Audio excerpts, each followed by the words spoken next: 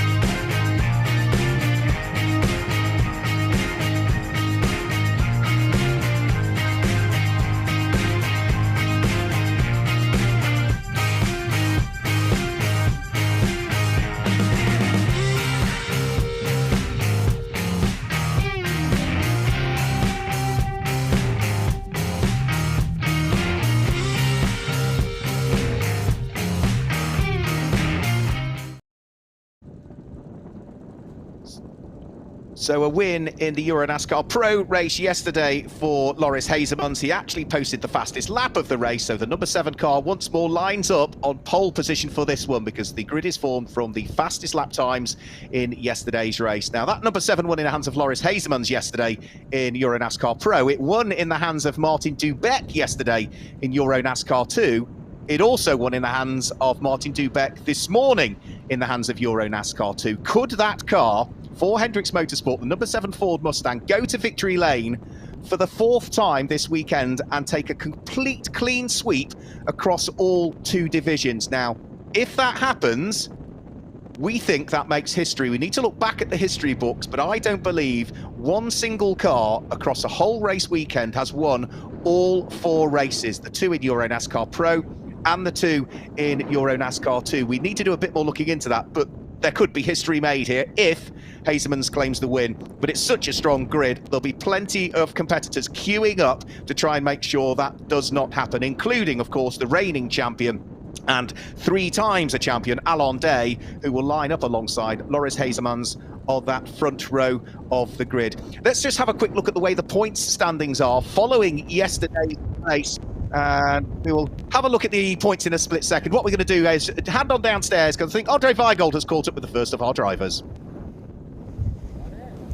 I'm here with Sebastian Blekemolen. You skipped the 2020 season. Now you're back in 2021, and it looks so good. Looks good so far. So, are you feeling comfortable with the car?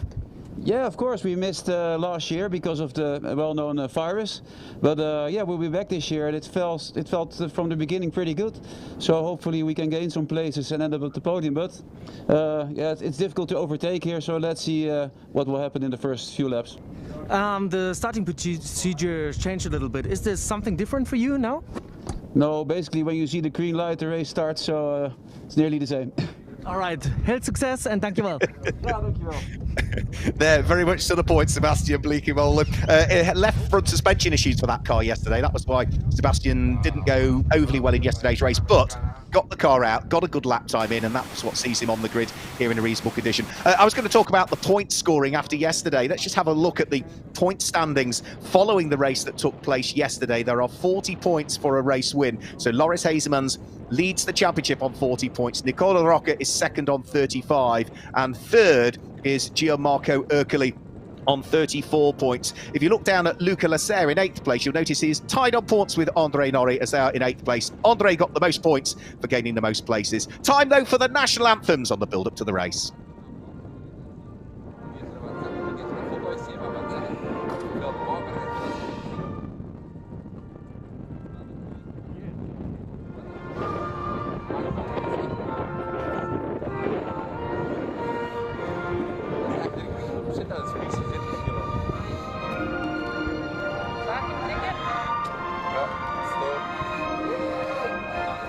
Duck face.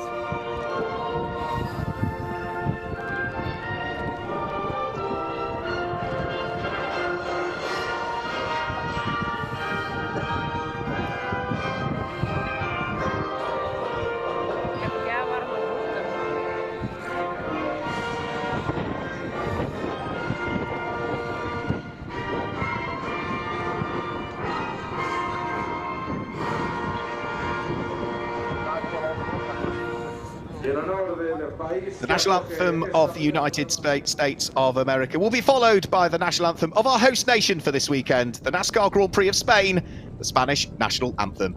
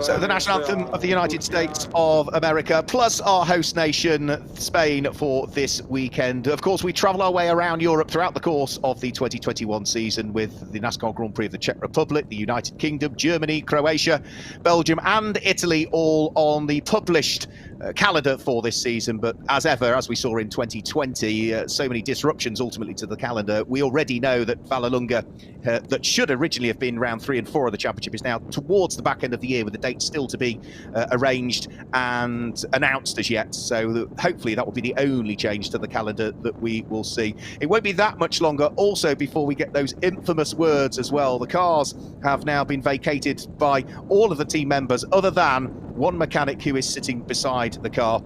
And in around about 25 seconds time, our Grand Marshal will utter those infamous words and the engines will roar into life on the build-ups to the EuroNASCAR Pro Round 2 of the 2021 NASCAR Whelen Euro Series. We're just now moments away from hearing the engines roar into life.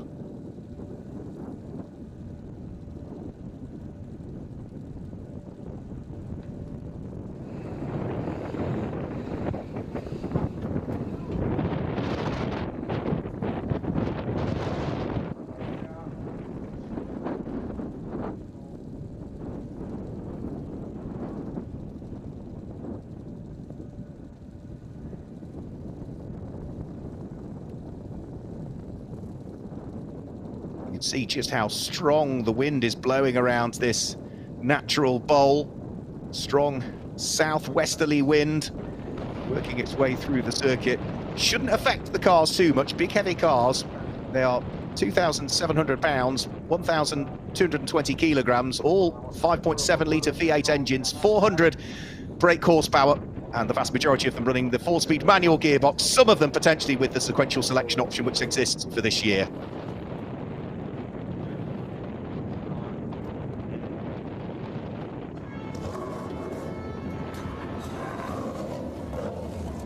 So there we go, the indication is given for the drivers to start their engines. Let's guide you through the grid then and the way they are going to line up. Loris Hazemans, the number 7 car for Hendricks Motorsport, on pole position.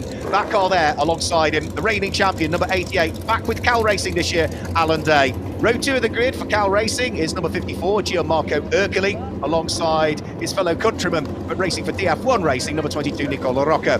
The third row of the grid sees another Italian, number 50, Vittorio Garelli, alongside, we spoke to him on the grid, Sebastian Bleekemolen. Let's see how he gets on. And row 4 of the grid had tyre issues in qualifying and the race yesterday, hoping for better things today. Former EuroNASCAR 2 runner-up in the series, Giorgio Maggi, the Swiss driver, alongside 42, which is Luigi Ferrara. Row 5 of the grid, double former champion from 2009-2010, Luca Lasserre lines up alongside former EuroNASCAR 2 champion Tomo Ferrando, the Frenchman. And row 6 of the grid, it's Francesco Cini. That car is starting a little bit lower down than we would have expected, because Francesco only came out for part of the race yesterday, purely to get a quick lap time in, because that car was involved in an accident in the EuroNASCAR 2 qualification session and couldn't really be repaired for the start of yesterday's EuroNASCAR Pro race. He sits there on row number 6 with 3 times former runner-up in this series, Fred Gabillon, the Frenchman, alongside. 7th row of the grid is number 5, 1997 Formula 1 World Champion Jacques Villeneuve, alongside 77 Mark Goosens. With row 8 of the grid bring Andrea Nori in his first weekend of NASCAR racing, drive with huge amounts of rallying experience but not much circuit experience, alongside another former EuroNASCAR 2 champion, Ulysse Delso, number 10. Row 9 of the grid, Dario Carzo. His car also had issues yesterday because it was involved in the crash with the number 12 car in the qualification session for EuroNASCAR 2. So that car lost track time yesterday in Dario's hands. Alongside number 66, Patrick Lamery, who had a day to forget yesterday. Ignition issues, electrical issues, oil issues, several issues with the 66 car. It ran well this morning in the EuroNASCAR 2 race with Simon Palat, but on the slowdown lap, they found another problem with the car. He's hoping they've sorted it. It's been a difficult day, a difficult weekend for the 66 in general. Row 10 of the grid is number 23, Scandinavian Henrik Tuomala, alongside number 55, which is Fabrizio Amata. Had a drive-through penalty in the EuroNASCAR 2 race earlier on. Had ignition issues with the car yesterday, so didn't get a good lap time in yesterday's race. Penultimate row of the grid, 89, Davide Dallara, alongside 44, Ian Eric Varden, who is racing in both divisions this weekend. as are the two cars on the back row of the grid. Number 48, Yevgen Sokolovsky, racing in both divisions this weekend, and number 17, Bernardo Manfredi, also racing in both of the divisions. So remember, this is a slightly longer race distance for EuroNASCAR Pro. It is 72, almost 73 kilometres. That equates to 18 laps around this fantastic circuit. And as we heard from Sebastian Bleekemolen, it's not easy to overtake, but it is actually quite easy if you've got a driver you trust to run side by side through several corners. And whilst you might have to go around the outside at some corners, it gives you the inside for the next few. So it is possible, it's tight, and you do have to rely on both drivers just being sensible, giving each other enough room, only just enough room. We'll have to wait and see as the weather. Alon Day can claim a victory. If he were to claim a victory, that would be his 6th win at this circuit alone and his 25th career win. Loris Hasemans has had 2 wins at this circuit, if we include the win that he took yesterday, and 8 career wins. And they are the only EuroNASCAR Pro drivers on this grid that have had a win in EuroNASCAR Pro at this circuit previously. All the other former winners at the top flight of European NASCAR are absent from the grid this weekend. And of course, those 2 winners are both on the front row as well. Are we going to add another name to that list? Could we make history and see the same car in all 4 races over a race weekend head towards victory lane? We are going to find out over the course of the next 18 laps or so. So for the final time this weekend, buckle up everybody. We are about to go green with round 2 of the NASCAR Whelen Euro Series for the EuroNASCAR Pro Division. Red lights on the gantry. The lights flick to green now, and the cars accelerate their way up towards Aspart, the first corner, taken in 3rd gear. Looks as though it's a good start from both front row men, but a great start from Gianmarco Ercoli, who might try and come through for the lead of the race here. No, too far back, goes side by side with Alon Day as they work their way through Aspart. A couple of cars just running wide to avoid contact as things start to tighten up in towards the first corner. Heavy braking area for Doohan, turn number 2. Everybody being sensible, I think, in the early stages. Gianmarco Ercoli just running wide to avoid contact with his Cal Racing teammate Alon Day. It's the Hendricks Ford that leads. Alon Day in 2nd place. His Cal Racing teammate Gianmarco Ercoli in 3rd. And Vittorio Garelli is up from 5th on the grid to 4th by the look of things. He's got the jump on Nicola Rocca, who has lost a position, and Luigi Ferreira, I think, has got the jump on Giorgio Maggi, who has started a little bit slower at the wheel of the number 18 car. So they are all absolutely nose to tail. You can see this huge train of 5.7 litre V8 engines thundering its way through Curva de la Afición up towards the braking area for turn number 8. Bernard Martinez, where the circuit really drops away on the exit. Adverse camber on the way out. Very easy to run wide, but the leading pair just starting to get away a little bit. Now, the one thing that Alon Day and Gianmarco Ercoli will be conscious of is track limit. Alon Day was given a 5-second penalty yesterday for track limit, as was the 54 car of Gianmarco Ercoli. Luca Lasser was also given the same time penalty. That was applied after they had taken the checkered flag. And I think it's something like 10 or 12 transgressions of the circuit limit, I think I saw on the official bulletin.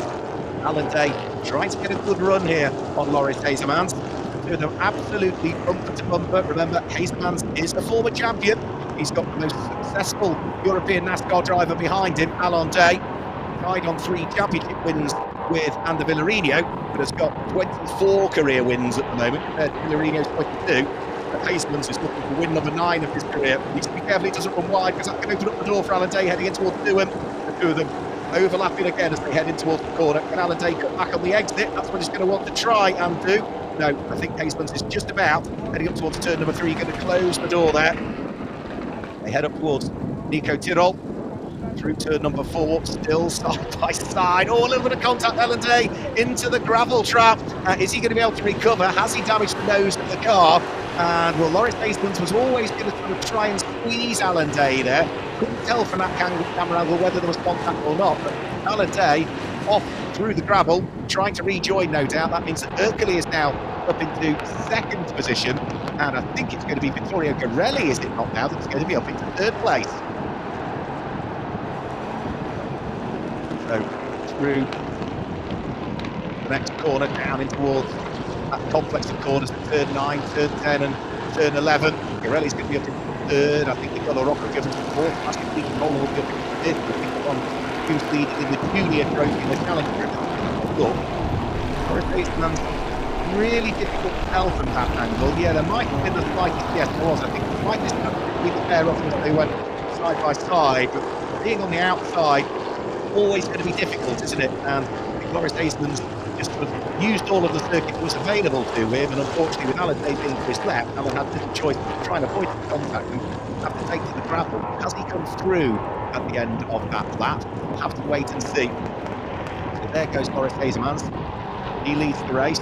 Ford leads Chevy, leads Ford, leads Ford, leads Ford, and another Chevy battle further back, which is number 22, Nicola Rocca, almost having sneaked up the inside of him, Luigi Ferreira, at the wheel of the number 42 Racing Chevy. There's Luca Lasset, number 64 car. That's the other car that had a 5-second penalty applied to it after the race was yesterday. And Alan Day through again as that he did. He was down in 22nd position, Alan Day, I think. So a lot of work to do for the Israeli and the reigning champion, of course. Now, no extra points for the fastest lap. At the moment, that does go the way of Loris Hazemans with the 1:44.699.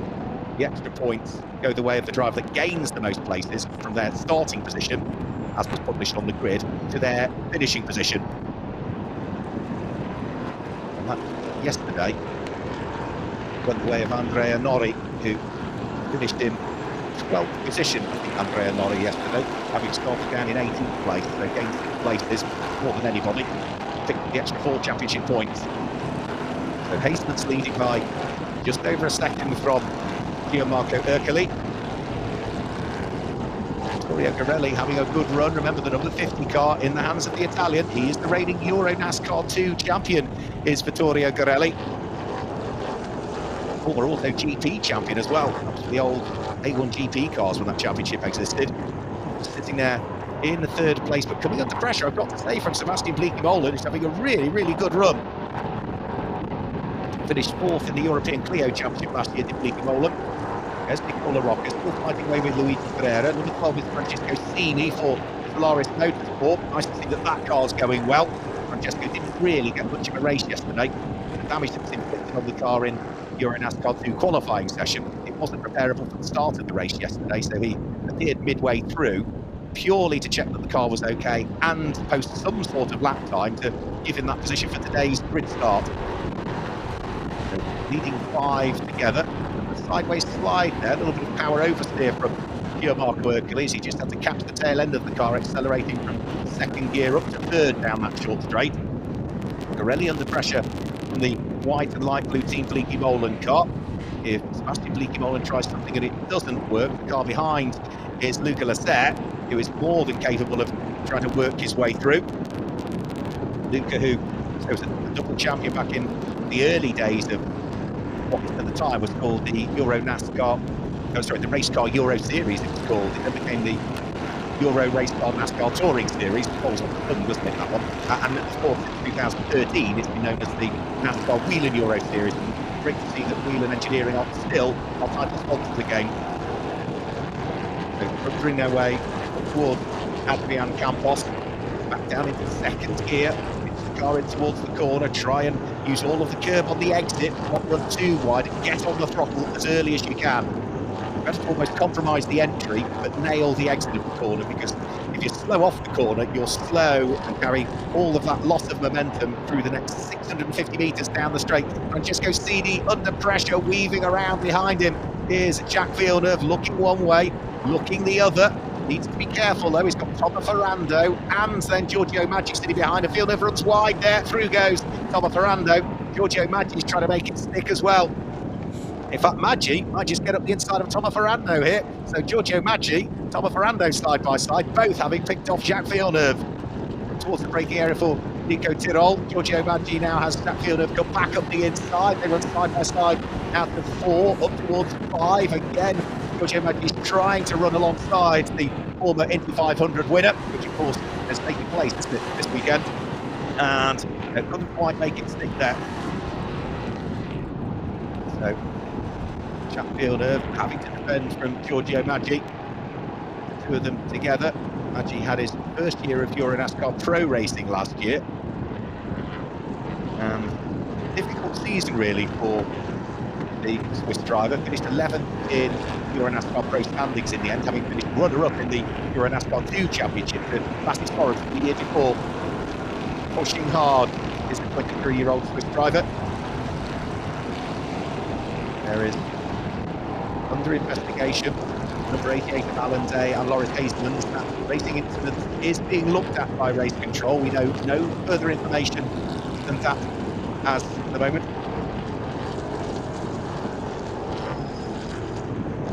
Include another lap. That's now lap number 5 that has just been completed. On to lap number 6. And all of the time, Loris Hazelman's has just looked to try and extend the lead. 1.4, almost 1.5 seconds now is the gap. Fred Gavion in the background, the white and black car, just looking menacing in the mirrors of Mark Goossens. They fight for what is 12th and 13th positions at the moment. Again, that's been a bit of an off weekend for both of those, really. I would have thought both of those drivers were more than capable of being inside the top 6, but neither quite had the luck yesterday. Fred Gavion finished 11th, Mark Goossens finished 9th. And at the moment, they are both outside the top 10 here. We look again at Jack Villeneuve trying to hang on to the final place inside the top 10, trying to get the top 10 finish. We've seen Jack on the podium on a couple of occasions in EuroNASCAR since he made his debut in the series in 2019. But he has not had a race win in the category as yet. He came close last year at Vallelunga until the car failed him, unfortunately. And only then had a part season, really, with the mixture of pandemic and his other commitments that he's got in motorsport. So hopefully he's back for a full season this year. But at the moment, having no pressure from the EuroNASCAR 2 runner-up, Giorgio Maggi sitting in his Cruzier wheel track.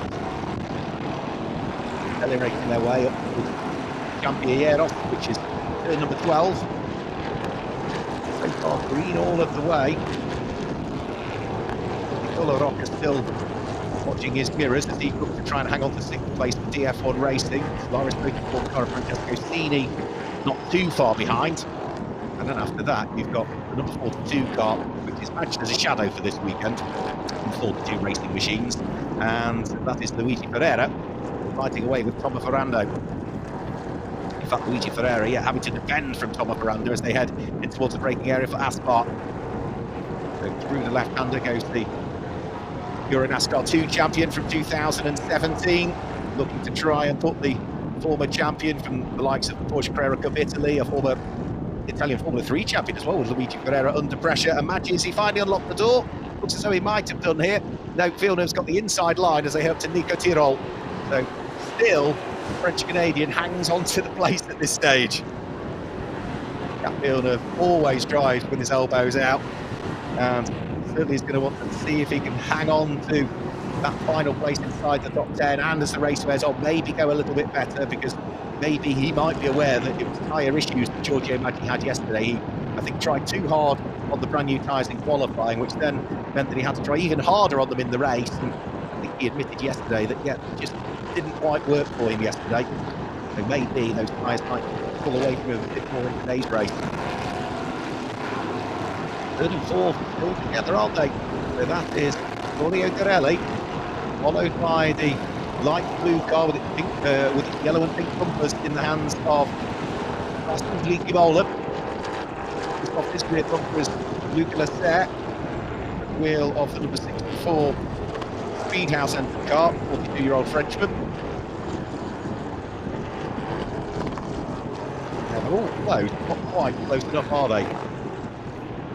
Maggi 1.6 seconds good over Gianmarco Ercoli. Haven't seen too many cars running wide today either, which certainly was the case yesterday. Not finished yet from race control as the cars are treading that fine line and starting to get black and white warning flags. I haven't seen any of those displayed over the pit wall today. That's the first indication that they are coming against the totting up procedure for running wide. So onto the brakes towards Nico Tirol. Goes to the 50 car of Vittorio Ganelli.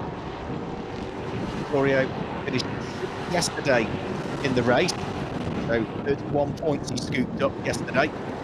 He is running on the podium today. It would be, of course, his first podium in EuroNASCAR Pro, having stepped up from EuroNASCAR 2 last year as the champion, as so many drivers have done over the years, stepping up from the lower divisions into the higher divisions, the likes of Berkeley, who runs ahead of him, former EuroNASCAR 2 champion.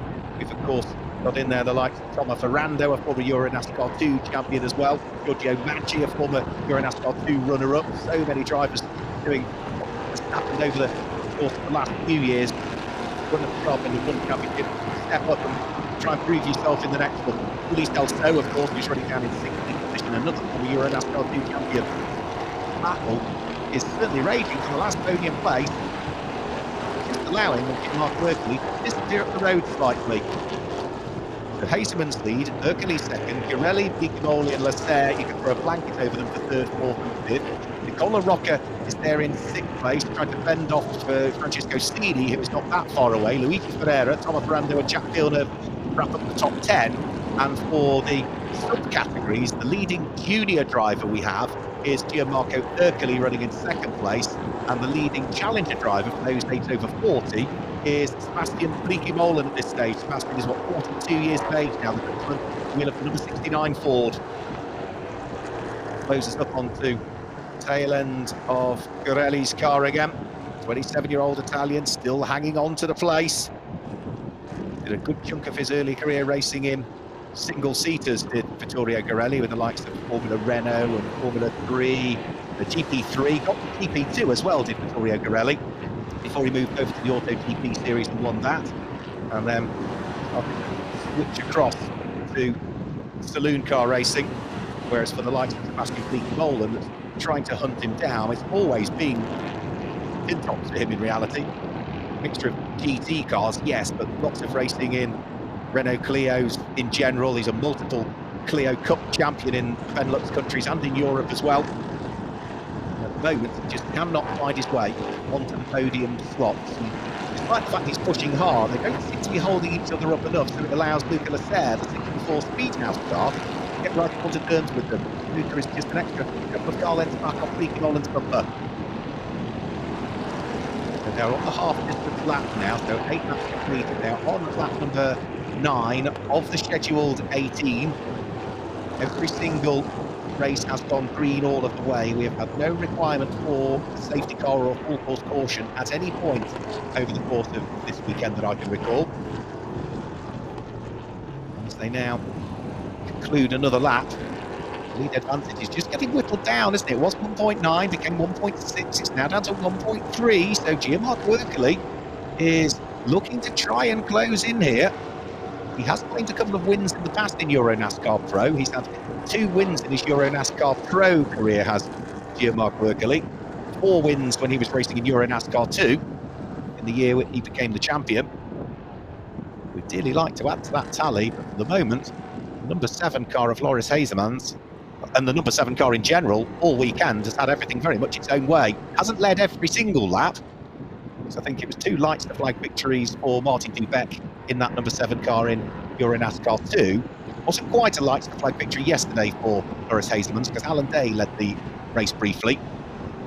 Hazeman's went to victory lane, and as we say, if that 7 car goes to victory lane, I personally think, I'm happy to be corrected, we do need to look through the history books, but I think that would be the first time, certainly since 2013, since it was badged the NASCAR Whelen Euro Series, that we have had one single car win every single race. That would be certainly something to shout about, wouldn't it, for the Hendricks team? There is Jack Villeneuve, once more, just accelerating his way out of turn number 11 up towards Championeros. Vittorio Girelli still trying to fend off Sebastian Bliki-Molen. Luca Lasser's getting dropped a little bit, isn't he, from in that white number 64 car that sits there in his 5th position. Just seems to be losing a little bit of pace here. Tormo Ferrando is running in 8th position at the wheel of the number 1 car. Seems to have been around forever, Tormo Ferrando, but he's still only 23 years of age. He's been racing in the K&M Pro East Series back in 2018 as part of the driver exchange programme, did Tormo. And at the moment, he's sitting on 1 career win in the EuroNASCAR Pro division. Squeal of tyres in the background, and that sounded like gravel to me, so I think somebody might be off. Yeah, the dust is the telltale sign, and from that angle, not easy to see who it is. There are a couple of possibilities. I'm just going to keep my powder dry on one of them. I think it might be a car that had been running inside the top 10, but has subsequently dropped down a little bit. Might be, I think, one of the 42 racing cars, but we'll have to wait and see. Couldn't tell from that angle, so we'll have to see which car drops down through the order. As for the progress of Alan Day following his gravelly moment, it is the 42 car. I thought it might be Luigi Ferreira out of the race, I'm afraid. That looks as though it might be down towards the final corner. So that is, for the moment, being covered by localised yellow flags. Progress of Alan Day after his moment, 20th position now, so the Israeli driver is a couple of laps off the lead. I think has had a visit to the pits and maybe sort the car out, but is still out there and circulating, trying to pick up whatever points he can. Buccarelli, though, he's going to know he's been in a race here, isn't he? Must be Bleaky Molan still in his shadow. Bleaky Molan still leading the Challenger Trophy aspect of this race for the amateur drivers that are competing in it. I think I said those over 40. I meant amateur drivers racing EuroNASCAR Pro. And yeah, he is sitting absolutely, isn't he, in the wheel tracks of Garelli. The number 50 Ford is pushing as hard as he can in the hands of the reigning EuroNASCAR 2 champion, stepping up to the top flight this year. As they head now into the braking area for the left-hander at Dewham. Yeah, solid points haul generally for Garelli on his first weekend of EuroNASCAR Pro racing. So he was the champion last year in EuroNASCAR 2. He finished, I think, was third the year before as well. So he's been at the sharp end of the championships for a couple of seasons now. And come the totting up at the end of the season, I'd certainly expect him to be towards the sharp end of the EuroNASCAR Pro standings. Now, we have never had a driver as yet that has won the EuroNASCAR 2 championship, stepped up to EuroNASCAR Pro and won it. That is still something to be written into the history books at some stage. Could that be Garelli this year? Well, on pace at the moment, if he can make sure that he keeps jumping on the podium at most events, he's likely to be there, but consistency is the key, you see, in this series. 12 rounds to the regular championship, then the extra 2 rounds, round 13 and 14, which are the finals, the double point scoring ones. And of the 12 rounds in the regular championship, you count your best 10. Right, there's the first warning flag going out. Dario Carzo picks up the first warning flag for track limits, running in 14th position currently, Dario Carzo. Third of the Challenger Trophy competitors as well, so if he wants to stand on the Challenger Trophy podium, he needs to be careful here, because if he gets a 5-second penalty, that might just drop him behind someone like Davide Dallara, who is a couple of places behind him in the race, but fourth of the Challenger Trophy competitors over the start-finish line. So Hazemans is getting away a little bit now from Ercole, who I think has settled for second place with just, 5 and a bit laps to go. Best of the fights is still for third and fourth place. Vittorio Garelli still under attack from the Team Bleaky Molan car of Sebastian Bleaky Molan that sits behind, sharing the car with his father, who races that car in EuroNASCAR 2. But for the moment, Garelli has just about had an answer to every question that Sebastian Bleaky Molan has been able to ask as yet of the Italian. And there has been no real opportunity. It's been close on a couple of occasions, but Sebastian Bleaky Molan has never quite fully had the opportunity to try and squeeze his way through, and both of these drivers hugely experienced. Garelli's been around forever in a day since he first started racing back in single-seaters.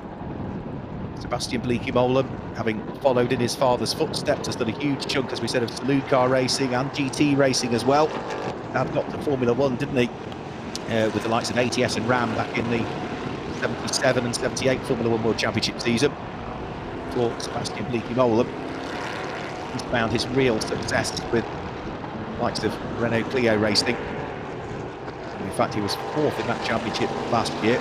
He was runner-upper in it. I think the year before, 2019, he was a runner-up in the European Renault Clio Championship, whilst also dovetailing that with his commitments in the NASCAR Whelen Euro Series. So 2019 was a very busy year for Sebastian Bleaky Molan.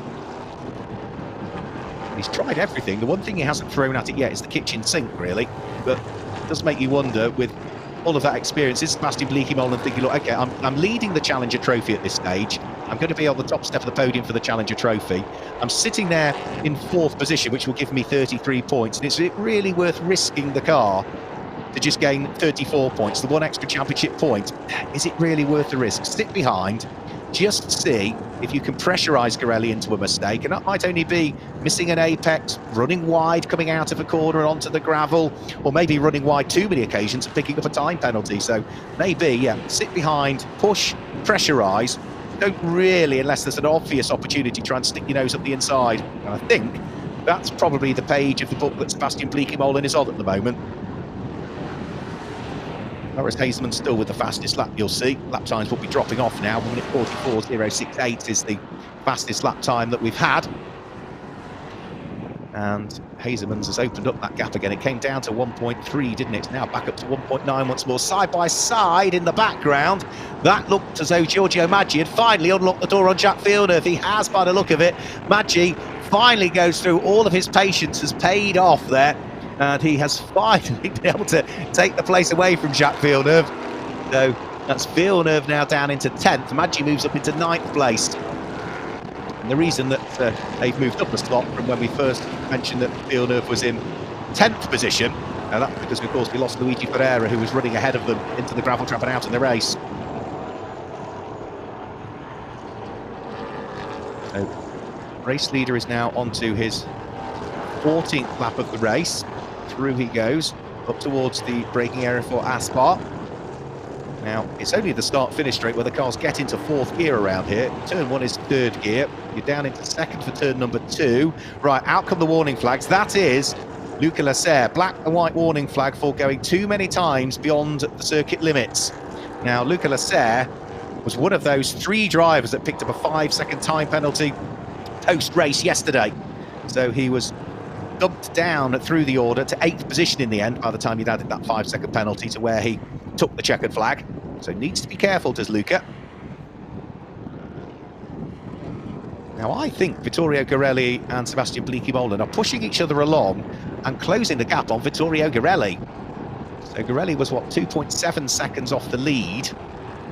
He was a second up the road, really, from these guys behind, and that certainly looks to have come down on this lap. So maybe Ercole is feeling it a bit now. I suspect more than anything that the tyres are feeling it, because they only get 4 brand new tyres for qualifying and 2 races. The other 2 tyres they can allocate have to be carried over from a previous event, but because this is the first event of the year, those 2 tyres come from free practice in reality. Alan Day back into the pit lane. So it really has not been his day, Alan Day. He had worked his way back up into 18th position, the reigning champion, from 22nd as he was at one point, but into the pit lane, and all is clearly not well for the number 88 Cal prepared machine. Luca Caniore, team manager for Cal Racing, will be having a look to see what might be able to be done to get him back out there, because if you can get him back out there and keep him circulating, you never know that extra championship points or so, if someone else retires, could be all important at the end of the season. We are now on lap number 16 of the scheduled 18, and despite the fact that the 69 car of Sebastian Bleekemolen has very much been on the rear bumper of Garelli for lap after lap after lap, it now looks as though Vittorio Garelli's car is pulling away from Bleekemolen and actually closing in on his fellow countryman that sits ahead, which is Gianmarco Ercole. So the 54 of Ercole, 26-year-old Italian. He was runner-up in the junior trophy back last year, was Ercole. That's for drivers aged under 25 in EuroNASCAR Pro. I think it's the last year that he's eligible for that trophy, Gianmarco Ercole. And he is, I think, now starting to feel the pressure a bit more, as onto the coattails of him comes Vittorio Garelli. Ercole, remember, is another former EuroNASCAR 2 champion. He won that championship back in 2005. He also made a little bit of history. He was the first of the drivers to have won the EuroNASCAR 2 championship, to step up to EuroNASCAR Pro and win a race, and he did that at Brands Hatch in, I think that was 2018, I think he won that race, maybe. 19 it would have been. So he was the first driver to make the transition and then win at the top level as well. Others have done it since, and at the moment he'll be focusing his efforts on trying to hang on to second. I think Garelli's attentions are turned back toward defence rather than attack once more, because he's fallen away a bit from Ercole towards the end of the lap. He's now firmly back under pressure from Sebastian Bleekie-Molen, who gets a really good run coming out of Adrian Campos this last time through, over the start-finish line, onto the penultimate lap of the race. So 17 laps we are on to now, 16 completed, and has Bleekie-Molen finally unlocked the door side by side with Garelli through Aspar. Garelli's on the outside line, so Bleekie-Molen has the inside line for Doohan, the left-hander that's coming up. They are still together heading in towards Doohan, and I think, yeah, Garelli eventually makes a slight mistake and realises that he just can't turn in where he wanted to, and through with all of his patience and all of that experience, finally goes Sebastian Bleekie-Molen, the 42-year-old man from the Netherlands. Garelli's not going to give up though. There's still a lap and a bit to go. Still the opportunity to maybe try and do something. Remember, Bleekie-Molen is also the leading Challenger Trophy driver that we've got in the field. That's for amateur drivers that run at the top level of European NASCAR, EuroNASCAR Pro, as it's badged. And I think, if anything, yeah, he's just managed. Let's have another quick look. They were side by side through Asper, got the inside line for Doohan. Garelli thought about closing the door, then I think, yeah, tried to cut back on the exit, but probably just braked a little bit later than he thought he needed to, and as a result of that, couldn't get the car turned in as much. Now Garelli having to settle for 4th position, which is still a good haul of points at the end of the day. It's still 33 points to add to the 6th place and the 31 points that he grabbed yesterday. Sebastian Bleekie-Molen, I think, and again, I might have to stand and be correct on this, but I think it's his first overall podium in EuroNASCAR Pro. I don't think we've seen him on the overall podium before, Sebastian Bleekie-Molen, but I will stand to be corrected on that one. So on to the last lap of the race comes Loris Hazemans. Are we going to make history here? If I've got my maths correct, I don't think we've had the same car in all 4 races in the past. So up towards the braking area for Doohan, in towards the left-hander. Sebastian Bleekie-Molen still in that 3rd place. Vittorio Garelli in 4th, Luca Lasera in 5th, Nicola Rocca, Tomo Ferrando, Giorgio Maggi, Jacques Villeneuve, and now inside the top 10 comes Mark Goosens at the wheel of the number 77 car, the Belgian driver for DF1 Racing. So that's the order of the top 10 currently. Leading the junior trophy is Gianmarco Ercoli. Leading the Challenger trophy is that car there, the number 69 Ford, in the hands of Sebastian Bleekie-Molen.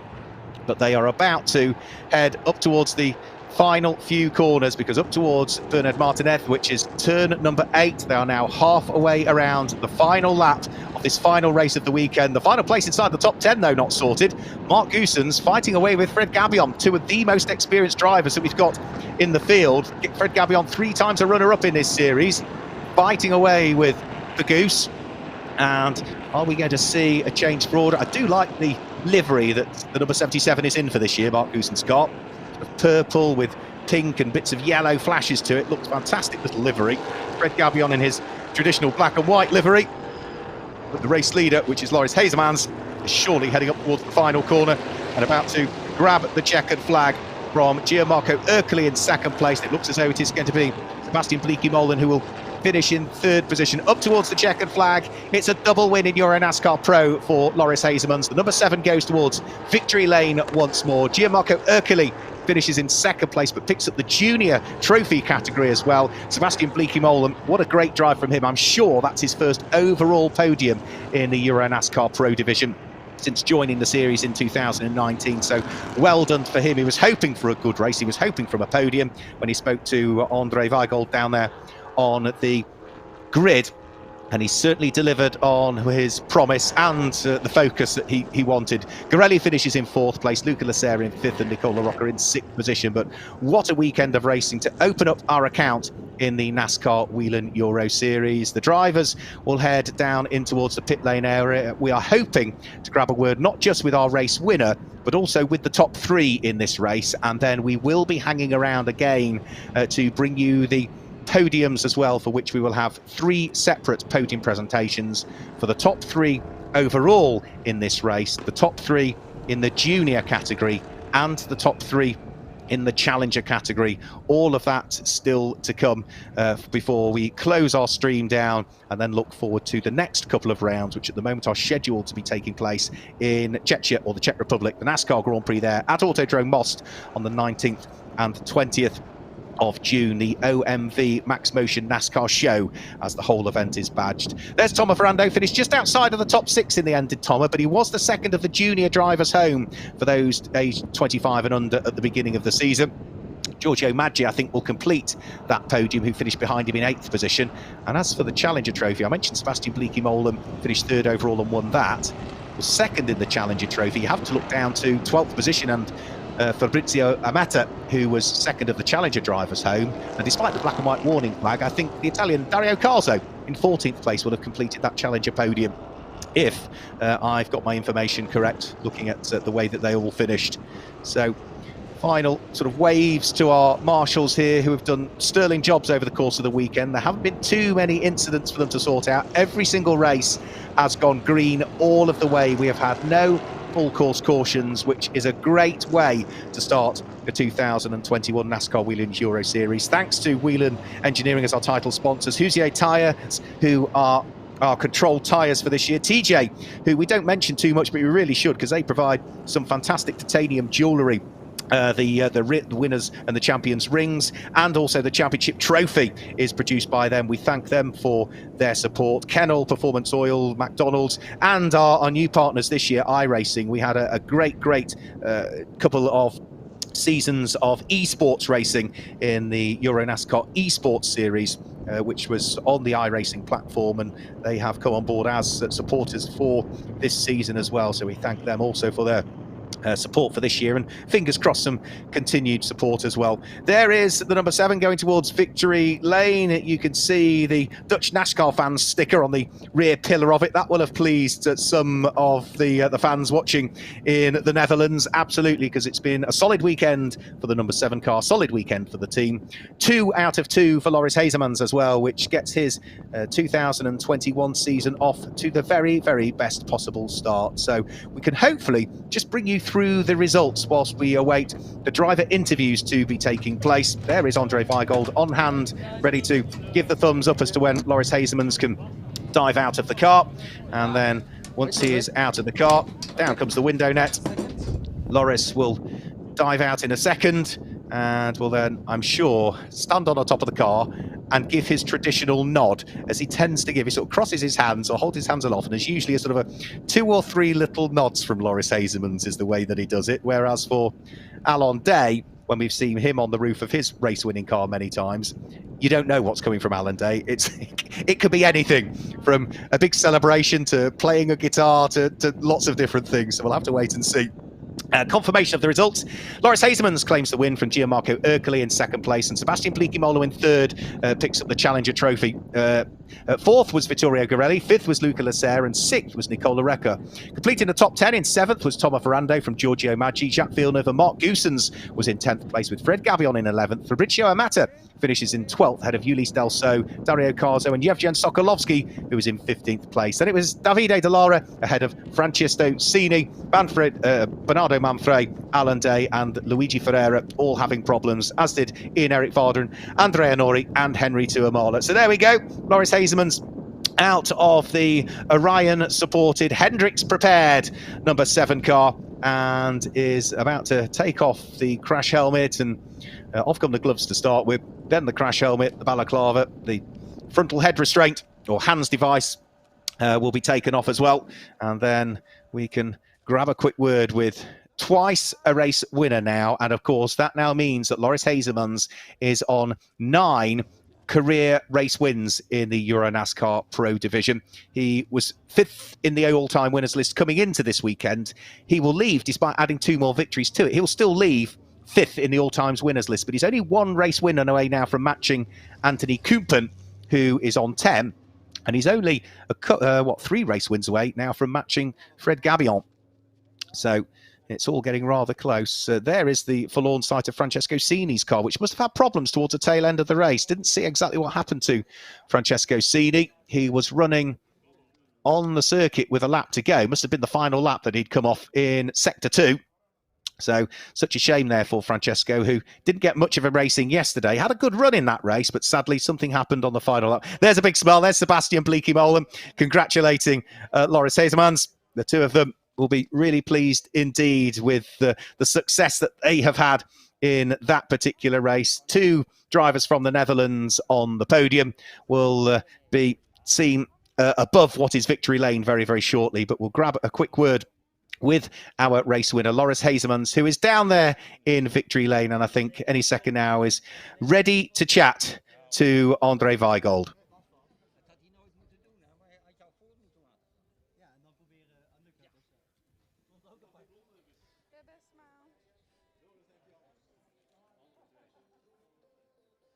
You have the mask? Oh, perfect. Well, he's grabbing a quick drink. Right, on goes the mask. Right, I think we're now ready to go. There's Luigi Ferreira's car being winched out of the way. That's the car that I saw disappear off. Couldn't quite tell initially what it was, but got the number right on that one. So whilst Loris Hazemans just pops on his mask and the clearing up is being done, then hopefully then we can grab a quick word with the first driver. I think we're ready to go down there in the pit lane with our interviews. Loris Hazemans, what a perfect weekend for the number 7 of Hendricks Motorsport and the Ford Mustang. Perfect sweep, 2 wins in the season. You're on fire. What's going on there? Yeah, extremely happy. I think we started where we left off last year in Valencia as well, winning the last race. We were quick in both races last year as well. The switch so far seems good, but I mean, we showed our potential also last year. Really happy with this result, and yeah, let's bring on the next race. Are you on the mission for your second NASCAR Winner Series title now? Yeah, I think I always am been. Every season that I go into, I try to win the championship. That's definitely the objective of it. I think we really are there, setup-wise. Hopefully we can continue this season. I mean, every track is different, so we just focus on every weekend, and we try to make the best out of it. All right, thank you very much. Thank you, well.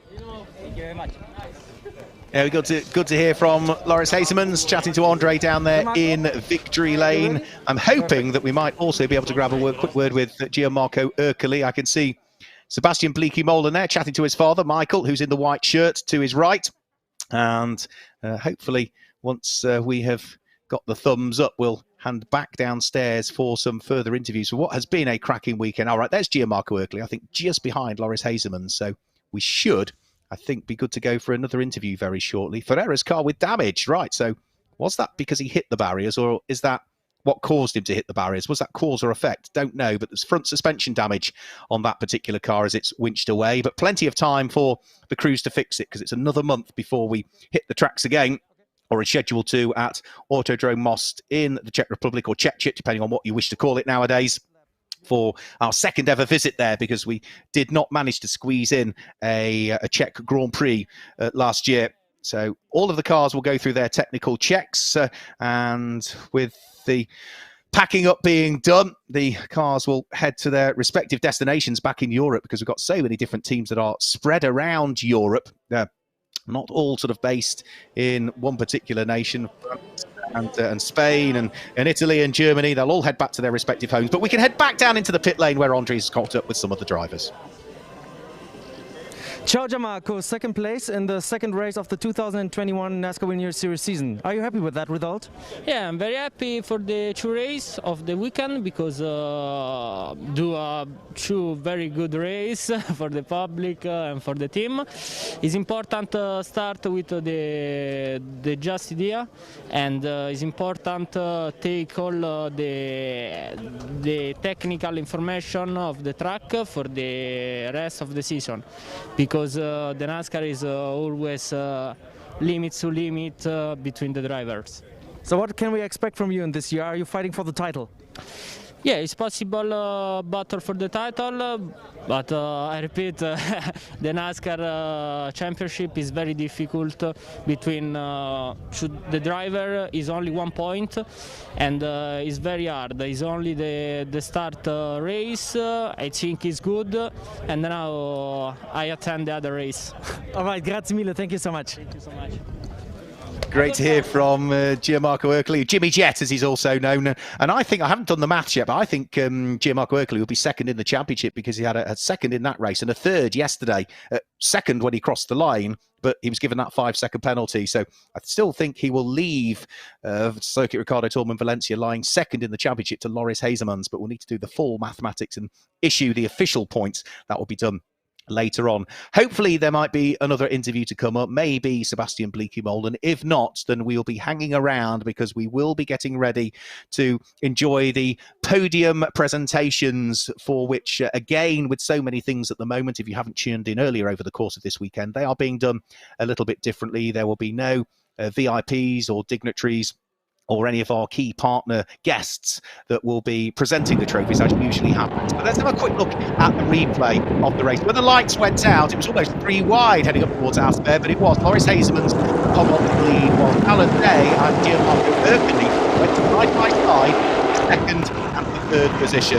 Alan Day was not giving up his aspirations to take the lead of the race. No, ran side by side with Loris Hazeman's on a couple of occasions. Couldn't quite unlock for the lead.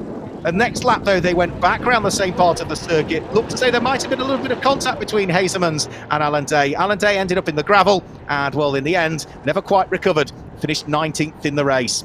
Further down through the order, Jacques Villeneuve had his hands full, fighting away with Tomo Ferrando and with Giorgio Maggi, and a slight run wide coming out of turn number 1 allowed Ferrando to go through, and Giorgio Maggi, who ran side by side up towards the next couple of corners.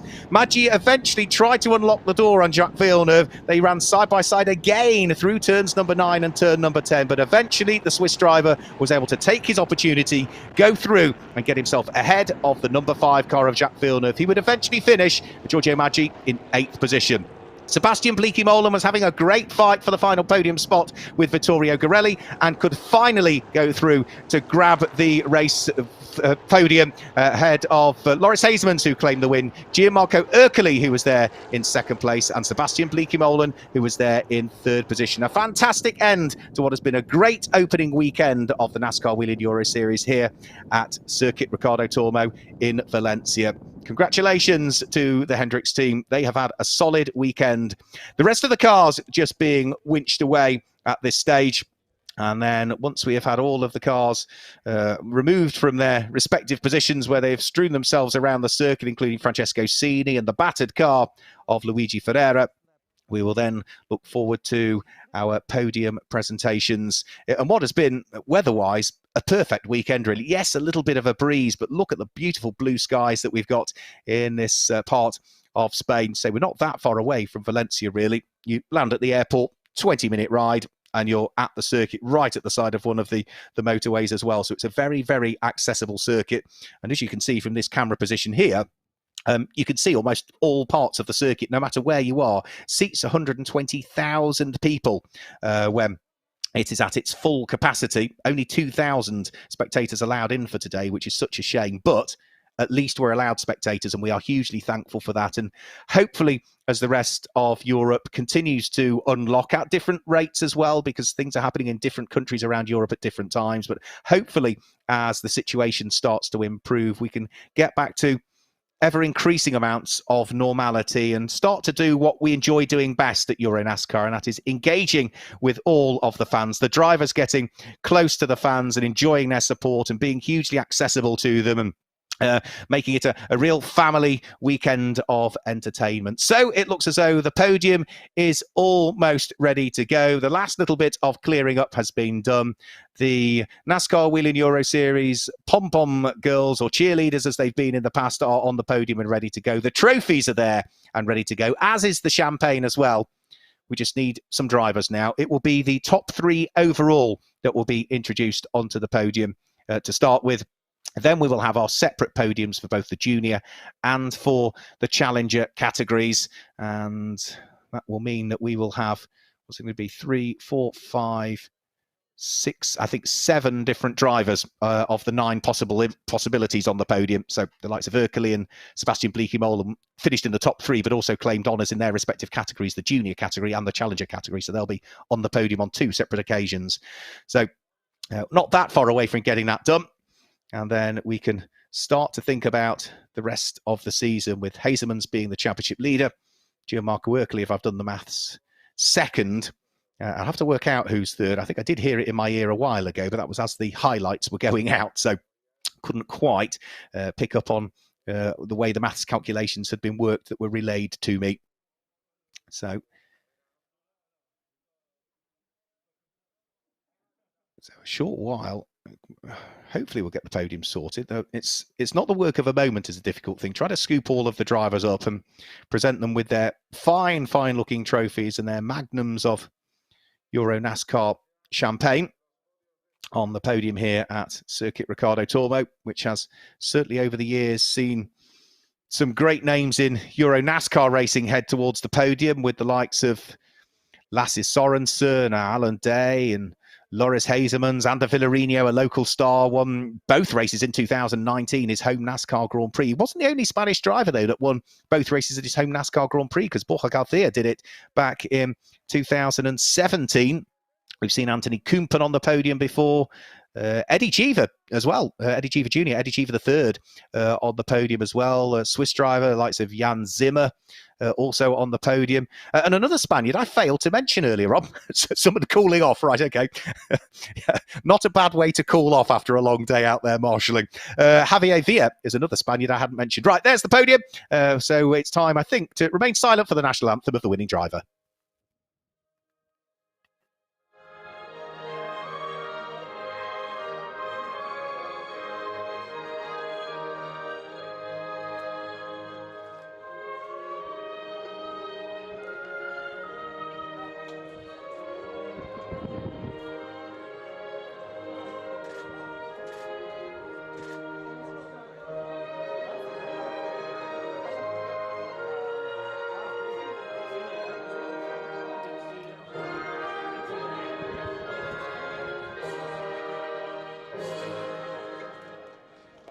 So the national anthem of the Netherlands rings out for Loris Hazemans, who's on the top step of the podium.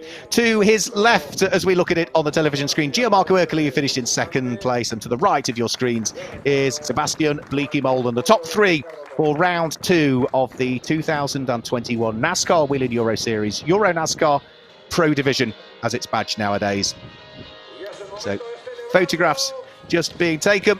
All of the drivers will usher themselves up onto the top step, flanked by, of course, the team representative from Hendricks Motorsport as the winning team over the course of this weekend. It's time for others to vacate the podium, and then we can let the champagne celebrations commence on our first of three podiums for the NASCAR Whelen Euro Series Pro Division. Don't need to worry about the overalls. Time to celebrate what's been a great weekend for the number 7 car in general, for Loris Hazemans and for the Hendricks Motorsport team. Congratulations to Loris Hazemans, to Gianmarco Ercoli, and to Sebastian Bleekemolen.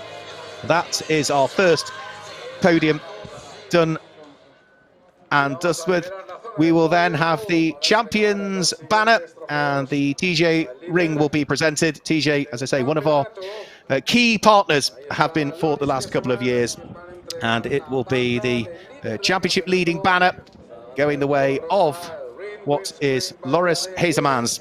Congratulations to him on leading the championship as we leave Circuit Ricardo Tormo and head towards Autodrome Most, as is scheduled to be the next round on the 19th and 20th of June.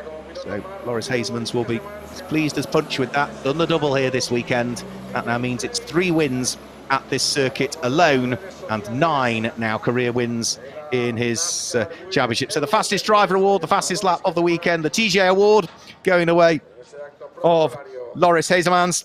Congratulations to him for posting the fastest lap that we've seen over the course of the weekend, and he will be really pleased with that as well. There's not much more he could have done over the course of this weekend. Has had the pace all weekend and has led, I think, all bar 1 lap, and that was the lap that Alan Day managed to sneak through in yesterday's race. So the podium will now be redressed with new trophies. There's no champagne for this podium, but shouldn't take too much longer to get the drivers out onto the podium for our second of 3 podium presentations that we will have. We've got the Junior Trophy podium and the Challenger Trophy podium to come up. So finishing in 3rd position in the Junior Trophy, onto the podium he will goes Giorgio Maggi, who finishes in 8th position overall in the race, but is 3rd in the Junior category for those drivers aged 25 and under at the beginning of the season. Tormo Ferrando, the Frenchman, finishes in 2nd place. And the top step of the podium is reserved for the driver that finished second overall in it, Gianmarco Ercoli. Congratulations to them. 3 different nationalities represented on the podium. Italian on the top step, a Frenchman on the second step, and it's a Swiss driver, Giorgio Maggi, that's there on the third step of the podium.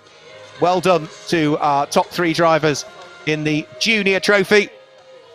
They will all be looking forward to the next round of the series. A few more photographs to be taken, and then once the podiums have been finished for the junior category, again, a quick change of trophies, new trophies to be placed out there, and then we will get our final trophy presentation of the weekend done and dusted. And that will be for the Challenger Trophy, which should see Dario Carzo, Fabrizio Ametta and Sebastian Bleekemolen in third, second and first places respectively, and I think they are about to be announced out onto the podium any second now. So for the Challenger Trophy, remember this is for amateur drivers that race in EuroNASCAR Pro. They will be heading onto the podium and finishing in third position in the Challenger Trophy. We await his arrival out onto the podium. Dario Carzo will be making his way out onto the third step.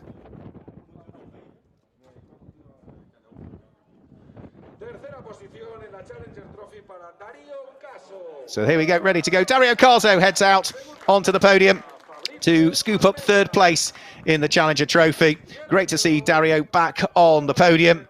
He was a legend champion back in 2015, was Dario Carzo when he was racing in EuroNASCAR 2. Second place in the Challenger Trophy goes the way of Fabrizio Amata. Congratulations to Fabrizio. Good to see him back and racing with us this year. On the top step of the podium goes the way of Sebastian Bleekemolen. Congratulations to Sebastian. He picks up the win in the Challenger Trophy for those amateur drivers, i.e. those that are bronze and silver graded that compete in the top level of EuroNASCAR, the EuroNASCAR Pro Division. And well, that is our podiums done and dusted with here at the first and second rounds of the championship. It's been a great weekend at Circuit Ricardo Tormo. We have had some fantastic racing, some pure racing, and we will be doing it all again very, very shortly with our remaining trips around Europe scheduled to be in the Czech Republic, the UK, Germany, Croatia, Belgium and Italy. But from the NASCAR Grand Prix of Spain here at Ricardo Tormo, from everybody at the NASCAR Whelen Euro Series, thank you for joining us for our opening weekend of 2021. Keep your eye on all of our social media channels, whether it be on Twitter or on Facebook or on EuroNASCAR.com. But from myself, Mark Whelen, and the rest of the team, thanks for joining us in Valencia. Until next time, goodbye.